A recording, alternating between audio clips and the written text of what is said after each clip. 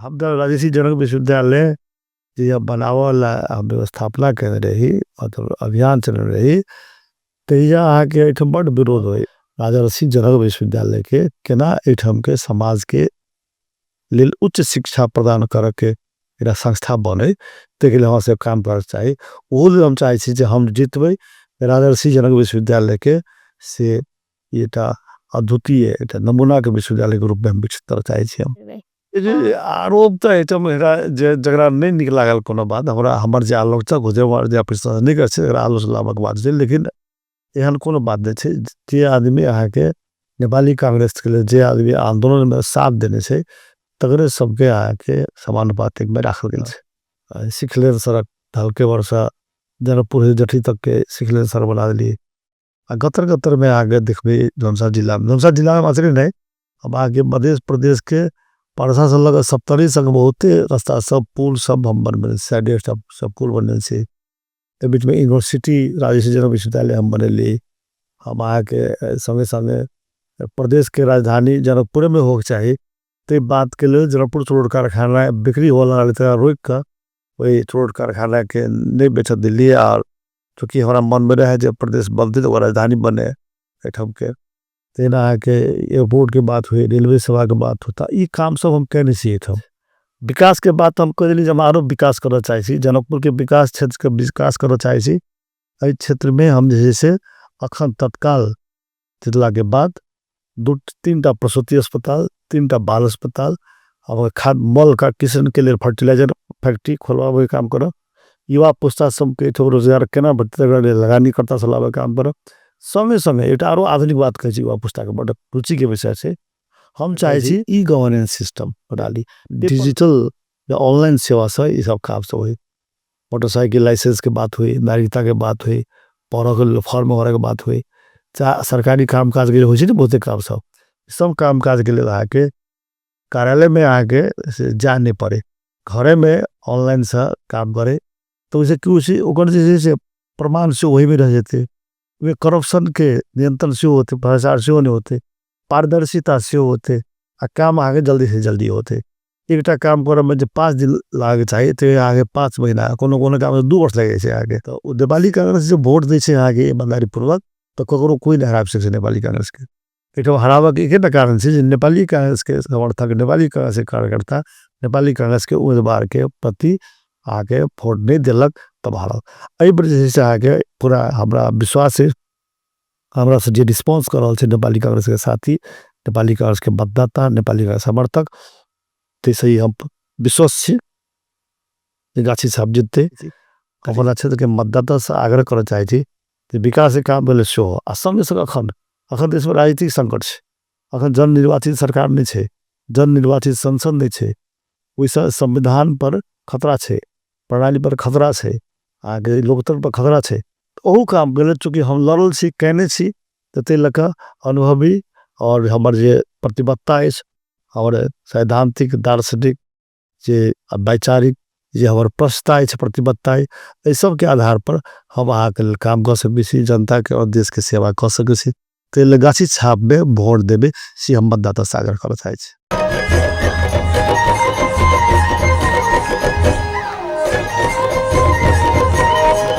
नमस्कार Colors online TV में अपने संपूर्ण गोटी के स्वागत करी छी हम सपना अखन फागुन 21 जत सब दिस चर्चा परिचर्चा चल रहा है प्रतिनिधि सभा सदस्य जे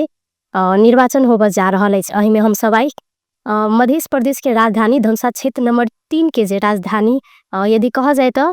राजनीति के गढ़ मानल जाए छे ओहि में केंद्रित भकर बातचीत करब आई हमरा सब संग रहल छथि धनुषा 3 से उम्मीदवारी देने नेपाली कांग्रेस से उम्मीदवार विमलेन्द्र निधि जी पहले उनका स्वागत करब ते पश्चात हमने सब बातचीत करब सर अपने के स्वागत से धन्यवाद जना अखन देखल जाए तो घर देलो कार्यक्रम भेंटघाट कार्यक्रम में अपने व्यस्त छे एहि में अपने के उनका सबसे केहन प्रतिक्रिया आबि रहल छे ऐसा पहले अपने समानुपातिक में छले प्रत्यक्ष में छे केहन प्रतिक्रिया आबि रहल छे ये बहुत बढ़िया प्रतिक्रिया है दरअसल में बीच में लगभग 8 वर्ष हो गए हम 2074 में चुनाव में भाग ले तो इस में हम चुनाव हार गए तकर बाद जैसे से पहले बेर हम चुनाव में भाग रहा इससे पहले समानुपातिक के निर्वाचन में भाग लगा हम सांसद भेल छलिए त एक किसिम से कहू तो बहुत दिन भ गेलै लोग के मन में छलिए जे अहाँ प्रत्यक्ष सक्रिय लड़ छी हमरा बीच में से जनता के बीच में मतदाता के बीच में नेपाली कांग्रेस के त एहन जिम्मेवार नेतृत्व छी से हमरा सबके दिक्कत भ रहल अछि राजनीतिक हिसाब से सेहो अब विकास के हिसाब से हो राजनीतिक हिसाब से लेल जे हम तो एहि क्षेत्र में काम कर रहल छी अपना क्षेत्र से तकर बहुत लंबा इतिहास है पृष्ठभूमि है हमारे पिताजी स्वर्गीय महेंद्र न्यायनिधि पहले क्षेत्र से लड़ल रहे जीतल रहे नेपाली कांग्रेस के संस्थापक नेता सबके काल से नेपाली कांग्रेस में लागल रहे उन्हें वही समय में हमहू से जेल में जाए पुलिस के लाठी खाए जुलूस निकाली जैया हम आके सरस्वती स्कूल में हम पढ़ी तो 10 क्लास में जब हम रही तो पहले बार हम जेल में गेली हम तकर बाद लगातार निर्दलीय पंचायती व्यवस्था जरा तानाशाही व्यवस्था कही जे राजा के निरंकुशता के बढ़ावा वाला व्यवस्था रहे जनता के विरोधी व्यवस्था रहे तो तकर विरुद्ध में हम लड़ित रही से लोग जाने छलिए तकर बाद 2036 साल के आंदोलन हुई चाहे 2046 साल के आंदोलन हुई चाहे 2062 साल के ये माओवादी हिंसा पर द्वंद्व हुई इस सब में से हम सक्रिय रूप से लागल छलिए तो एहिठाम के जनता हमरा जाने छलिए जे विभिन्न थी कतेक प्रतिबद्ध ईमानदार लोग छे डेडिकेटेड लोग छे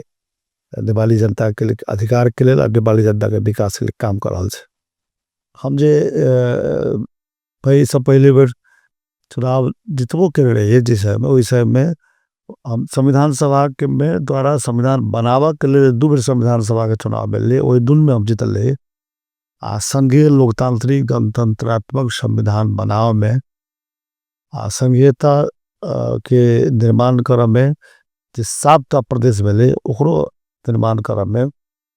मधेसी जनता के अधिकार के लिए से संविधान में लिखवावा में कोई मुद्दा सबके आगे समावेश करा में सब सक्रिय रूप से लागल से उजरी छले अब विकास के काम कहब तो विकास के काम बैठब जति देखी छी यहाँ के अगर हाल में दैया भौतिक प्रधानमंत्री रही तो सिखलेर सड़क ढलके वर्षा जनकपुर जठी तक के सिखलेर सड़क बना दिली गतर गतर में आगे देखबे धनसा जिला में मात्र नहीं अब आगे मध्य प्रदेश के परसा से लगा 70 संग बहुते रास्ता सब पुल सब हम बन साइड सब पुल बनल से बीच में यूनिवर्सिटी राजकीय जनक विश्वविद्यालय हम बनेली हम आके संगे संगे प्रदेश के राजधानी जनकपुर में हो चाहिए तो बात के लिए जनकपुर चोट कारखाना बिक्री होला रोक कर वही चोट कारखाना के नहीं बेच दिल्ली और चूँकि हमारा मन में रहे जब प्रदेश बनते तो राजधानी बने ठम के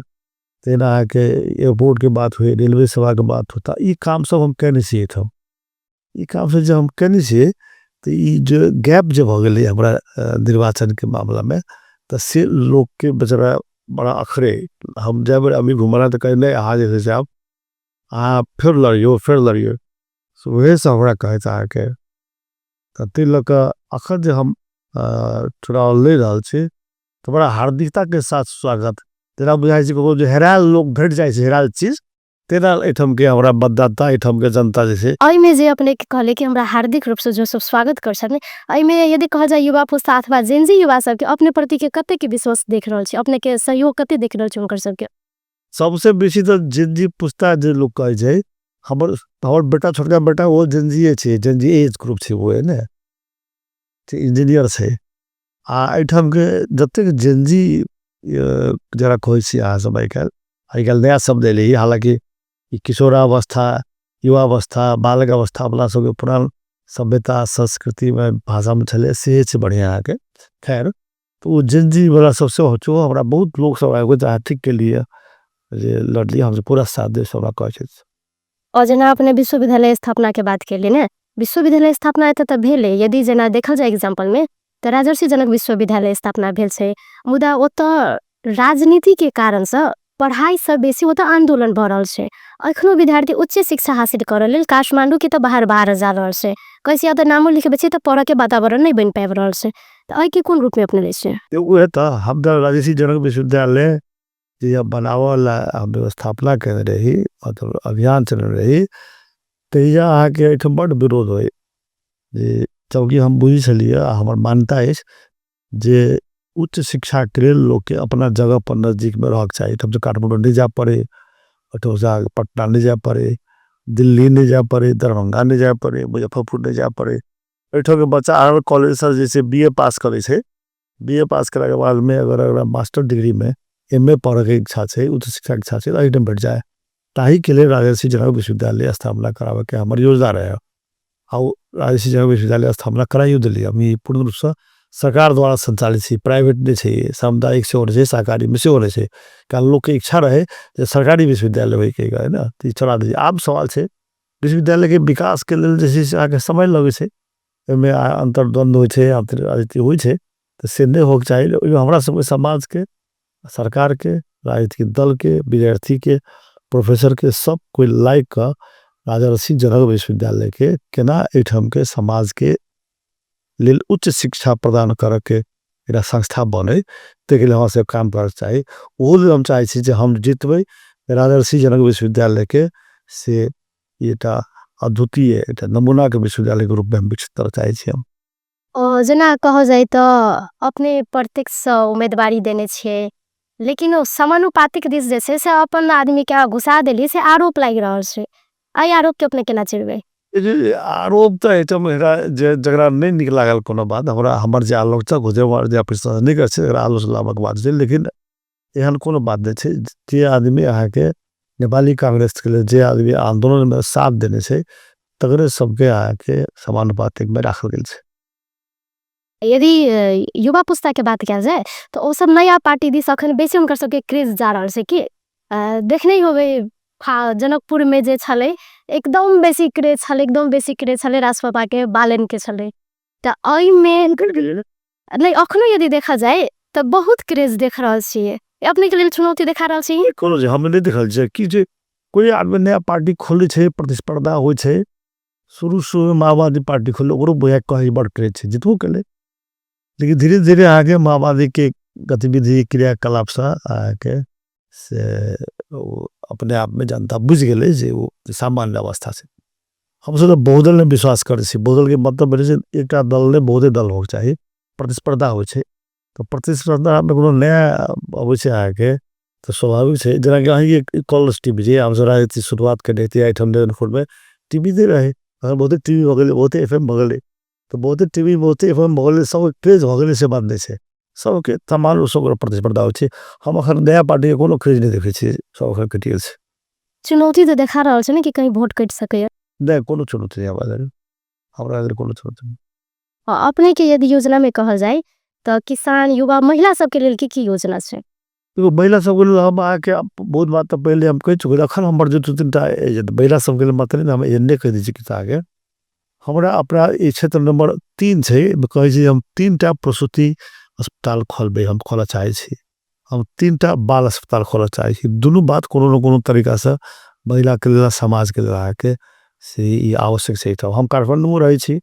तो हमरा प्राय 11 बजे 12 बजे फोन अबैया भोरे 3 बजे 4 बजे फोन अबैया तो बेसी बेर आदमी सब जे अबै छै काठमांडू में ये एम्बुलेंस पर अबै रही छै तो मैं आके महिला अथवा बाल बालिका तो हमरा मन भेल जे जनकपुर में अस्पताल तो छै है आखिर प्राइवेट अस्पताल से बहुत ही खुश गेल छे लेकिन गांव घर के महिला के लेल आ बच्चा के लेल जे डिलीवरी होय छे प्रसूति होय छे आके ओकरा लेल जे अपना आस-पास में जे अस्पताल रहे जे बढ़िया होते हम बुझे महिला के लेल सबसे बेसी आवश्यक हमरा क्षेत्र में जे छे से प्रसूति अस्पताल छे तो हम जत गेली है ओकरापट्टी मुसरनिया नगरायन फुलगम्बा चाहे धनौजी ग्रामीण क्षेत्र जैसे आके जनकपुर हमरा निर्वाचन क्षेत्र में वही दक्षिण बेल्ट के लिए से आउट हमने काम हमें महिला सब बोले पूछले तो 3टा प्रसूति अस्पताल आ 3टा बाल अस्पताल बनावा के हमारी रोल आए हम जितौती बनबे देखल जाए तो अखन गाम घर सब में महिला से जे सब छथिन ओ सब कहे छथिन हमरा सब के लेल किछ विकास नहीं भेले अस्पताल बना देला सही हमर सबके विकास होते हमरा सबके रोजगारियो देव पड़ते हमर सबके घर में जे आदमी छथिन ओहो सब विदेशे चल गेले आ हमहू सब तो ओहने बैस रहल छी त अइ के केना लगलै यो ई बात समझ सब होइ छै महिला के मात्र नहीं छी महिला के पुरुष के युवा सब के जरा जिंजी कालिया सब के ई छै आगे ता से अवस्था छै जे अवस्था में रोजगार के अवस्था सृजना करे के छै त अब रोजगार के अवस्था सृजना करे के छै किस्त भेले या हम किस्त भेले हम क्या कहै छिए जे विकास के सबसे पहिलका शर्त हो छै अहाँ के यातायात कनेक्टिविटी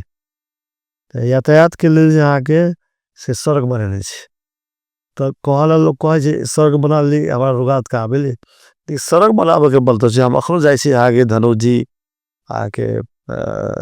बरड़िया तरफ जाय छी चाहे लखोरी तरफ जाय छी अगर आगे मुख्यमंत्री मुसरनिया जाय छी जमा क्षेत्र पर छी गांव सब जाय छी पिच बनल छै तो पिच बनल छै तो दुनु कात में देखे छी आगे बाजार बेचल छै नया बाजार और सरकारी बाजार नहीं छै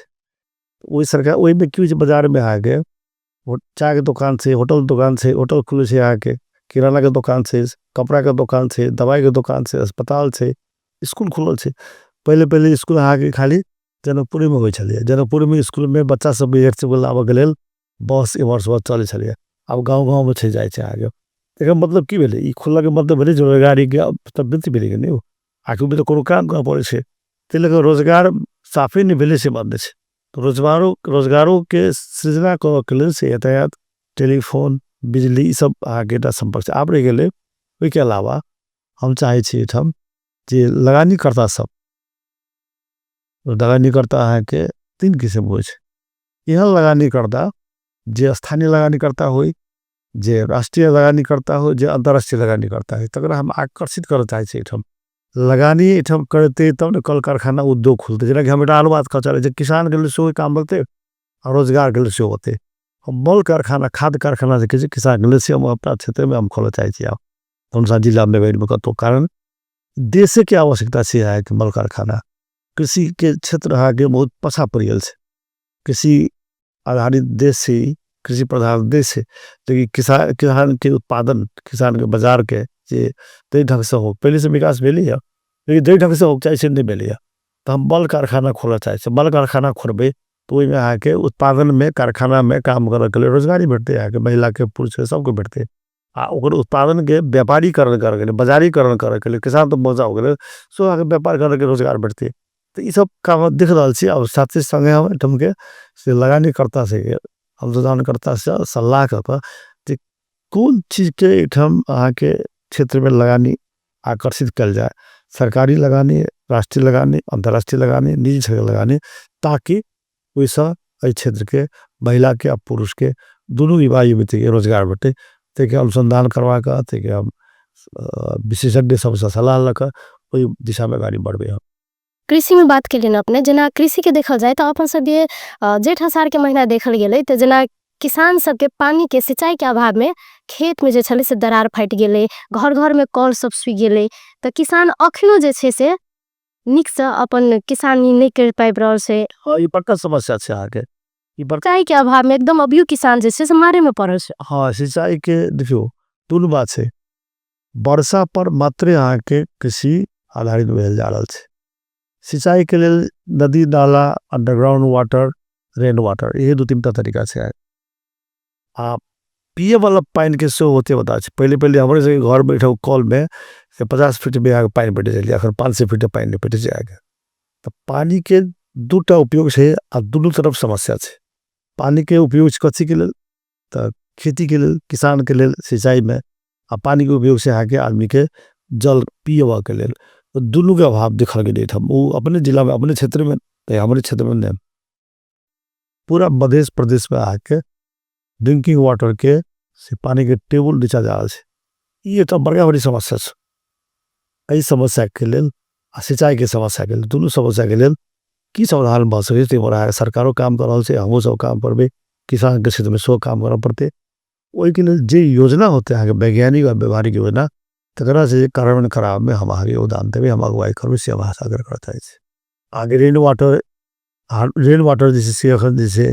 ओरा कलेक्शन कर आजकल वर्षा के पानी पिए के लिए से यूज हो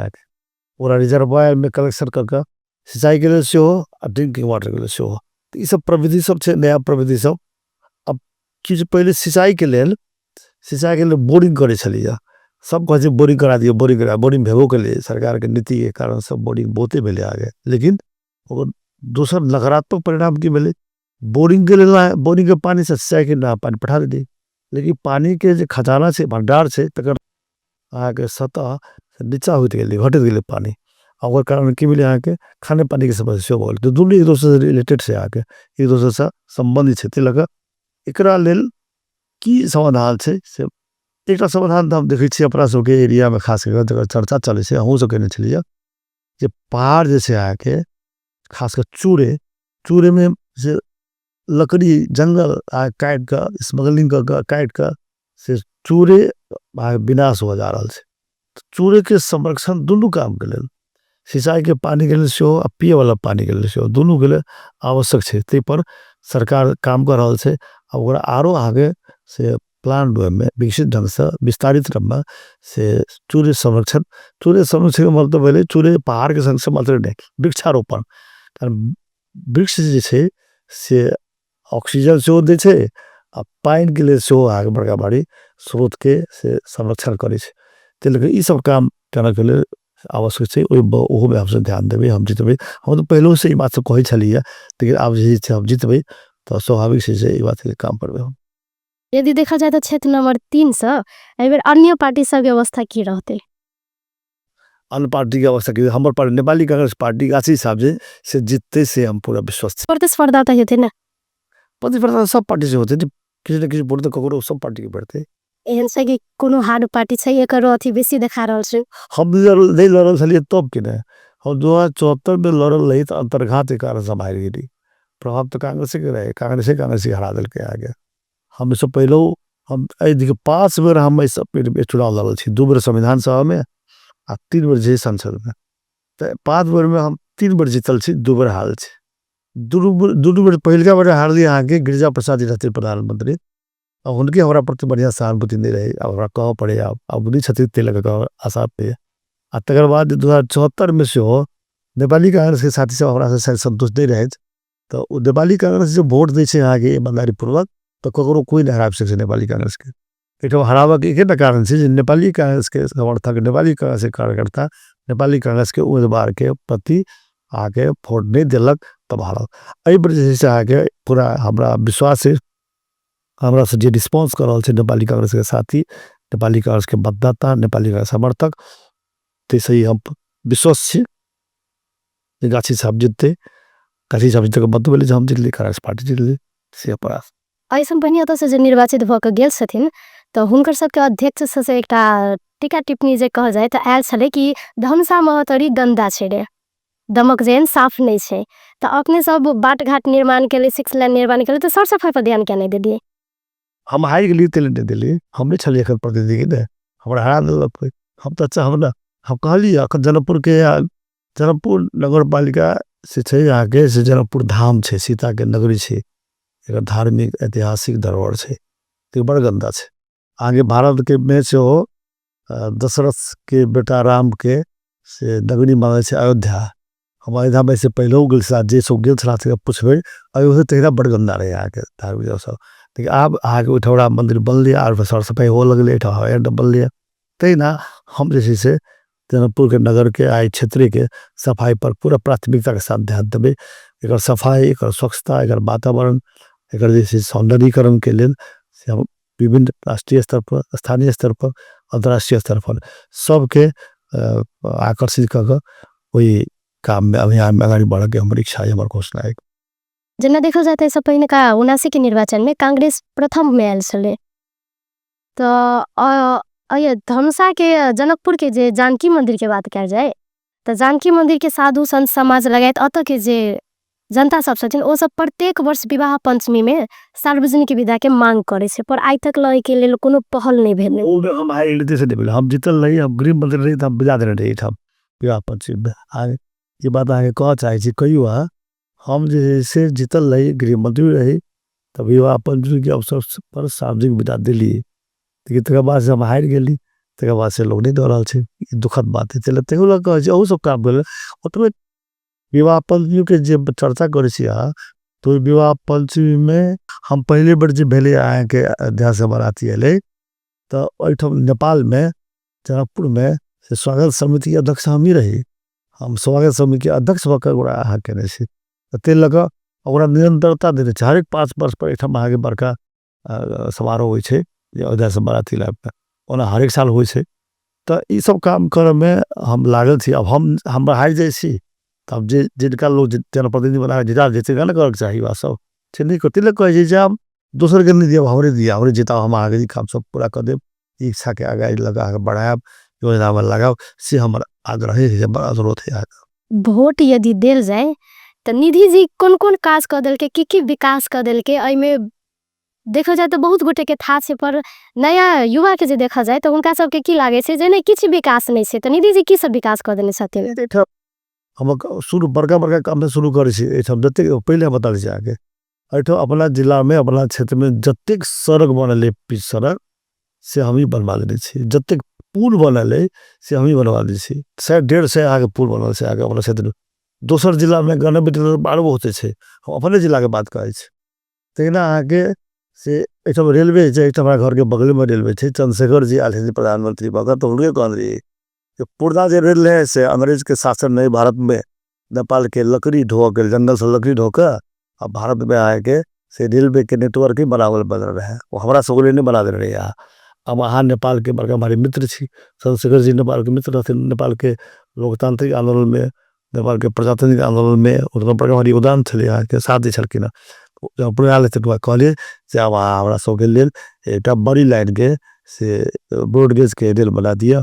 आप अनुदान में और समय समय हाजिर से बड़ी वास्तव बनवा दियो। हालांकि बड में खिचौला पहले बड टांग खिचौल हो छे। ये जो पूर्ण बात सबसे बड़ा खराब है टांग खिचौल मत हो जाए आगे तो बल दिया खान तो वो काम हम ही करबे छी। एयरपोर्ट पहले छोटका रहे छोटका के बड़का एयरपोर्ट बल दिया आगे समय अति नहीं उठते टेलीविजन के थी में लेकिन एक लाइन में हमको दी वो एयरपोर्ट जनकपुर एयरपोर्ट जो बड़ा से हमारे योगदान है। अब आगे पहले वो कह लिया जे प्रदेश के राजधानी जनकपुर में हो सो हमारे योगदान है हम काम करने छी। अखन प्रदेश सभा जे भवन में संचालित है वैसे पंचायतें काल रहे लेकिन तो अपना हम तरीका लगा बुद्धि लगा कर वो आगे शिक्षा तालीम केंद्र के रूप में आके से बड़ा अखन काम चले प्रदेश सभा से आगे तेना अखन आगे हम पहले विश्वविद्यालय वाला बात कर दिलिया तो इठम आगे सड़क क्षेत्र में देखो आगे